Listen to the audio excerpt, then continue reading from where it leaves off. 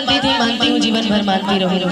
आई पूछी भैया पहुंचाइए इस संदेश हम खेसारी भैया कभी प्यार आशीर्वाद है कि पहला गाना जिससे मैं स्टेज के माध्यम से जानी गई वो गाना था हो हमारा प्यार के बदला बोला का दिले बारू हो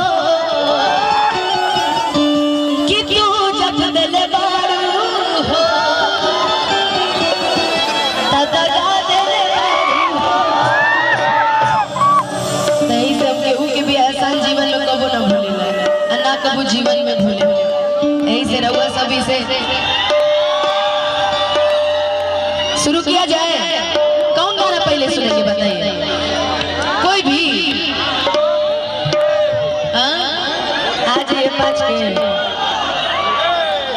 हमरा अभी जो नया गाना भैया का है वो मुझे याद नहीं है उतना, लेकिन अगली बार कोशिश करेंगे सुना। अरे आओ यार, अब तो आओ यार।